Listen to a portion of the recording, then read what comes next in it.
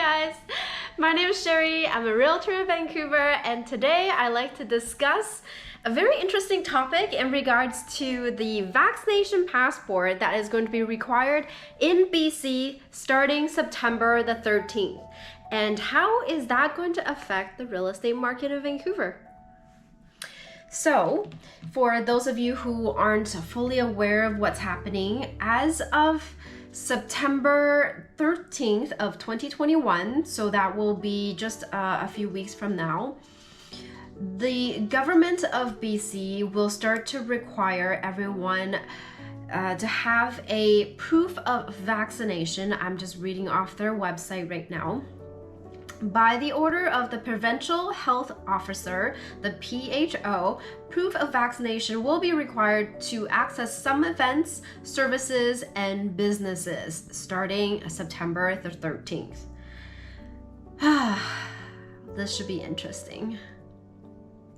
So, because this was just announced on August 23rd, and that was basically yesterday.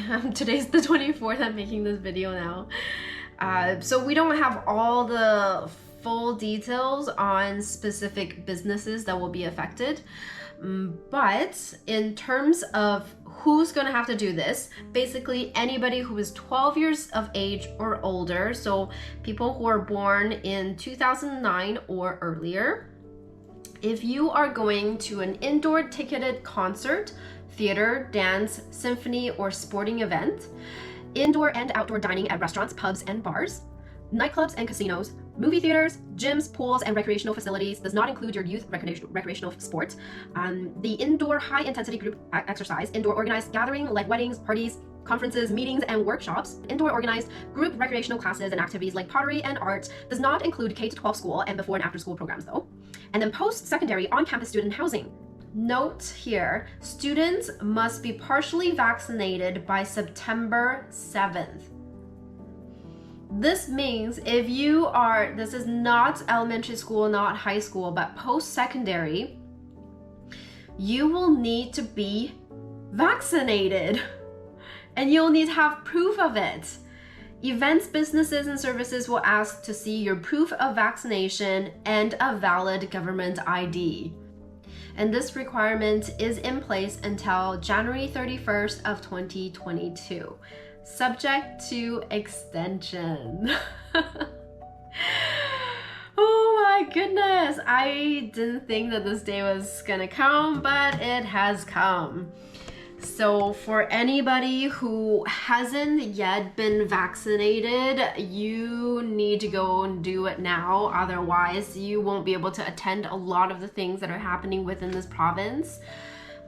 Even simple things as going to a movie theater, going to a gym, to a nightclub, a casino, or a restaurant. All these things will require you to have a proof of vaccination. They're calling this the BC Vaccine Card website. So essentially, I guess it'll be some type of website where you can go and get you have confidential access to your proof of vaccination. And I guess you'll be using your smartphone for that. That also requires everybody to have a smartphone.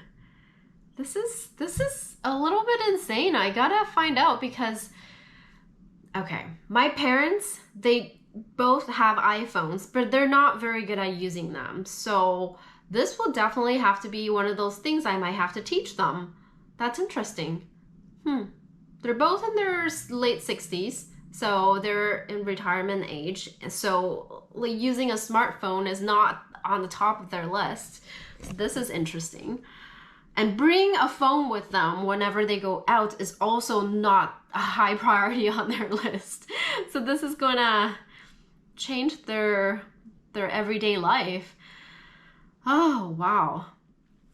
How is this going to affect the real estate market here in Vancouver? I think for one, viewing a property, a buyer viewing a property or a seller putting a property on the market for sale, as somebody to go and view this property, is this going to have to require a proof of vaccination now? Because if you're going into a property, you're stepping indoors. And if you're buying a property, you're above the age of 12. So it kind of seems like that might be the case. I'm not 100% sure. So this is going to be interesting. The real estate market as it stands right now is already very difficult for a lot of buyers because there is a limited amount of supply of homes on the market. There's just not enough sellers selling their homes right now. So this has made the market come to a place where the prices won't go back down. It's continuing to climb because there's so much more demand than there is supply. And for those of us who are a realtor like myself or who's in the industry, if we want to attend any type of realtor event where we are invited into a indoor space, does that mean we're all going to have to require vaccination proof as well? I mean, I'm not personally too worried about that because I am double vaccinated. However, I know of some people who are delaying their process to get a vaccination because they may be scared of the side effects that it might have, or they're just fully against vaccination. So this is kind of forcing people to be vaccinated. The other thing that I find very interesting about this is that this is going to be changing the way that people do businesses, especially with realtors. So if in the future we cannot show properties in person, or the person that you're trying to show the property to isn't fully vaccinated or it doesn't meet the requirement of what the government wants, does that mean they cannot go and visit your property in person? So if that's the case, then you're gonna have to find a creative way of either taking a video of your listing or have somebody come in their place and do a video presentation for them, maybe to be there with FaceTime or Zoom or pre-recorded some type of video for them so that they can see virtually what the home is like. Interesting. And I'm also thinking as well, aside from the post-secondary students who are going to be using on-campus student housing, they must have this proof of vaccination. This also makes me wonder if in the future, for any renters who are applying for a rental property, that they'll probably need to have a proof of vaccination along with their credit check in order to get submitted for a rental approval. For years now in the past, many of our investors come from overseas. Let's face it, this is Vancouver, this is Canada. Majority of the people that live here immigrated here. So it wouldn't come as a surprise when a lot of the investors come from overseas, from a different country, from foreign money, things like that.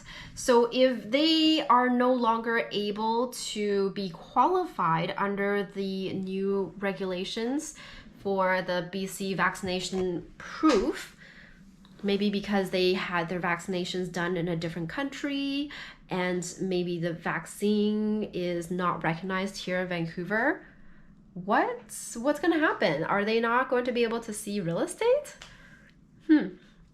That should be interesting.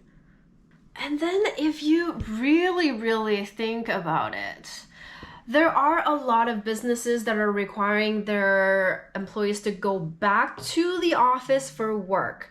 So if they want their employees to go back to the office, but their employee is not fully vaccinated, are they allowed to go back to work? Or does that mean they have to stay home to work?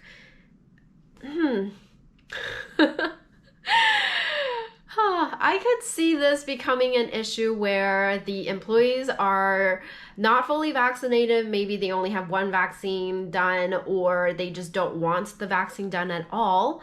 and they're not able to go back to the office, so they continue to work from home, this would mean that a lot of people would want larger spaces, larger square footage, more bedrooms, just so they can work from home and have a conversation with somebody business-wise and have the door shut in privacy.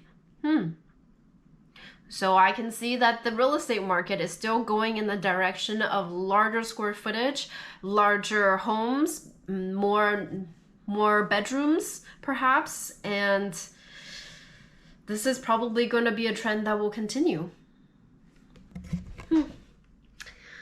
Well, this is all really interesting, and I guess in the next few weeks we will see how this will all play out. If you have any comments or anything I've missed, please comment down below and let me know. In the meanwhile, thank you so much for watching my video, and we'll see you again next time. Bye!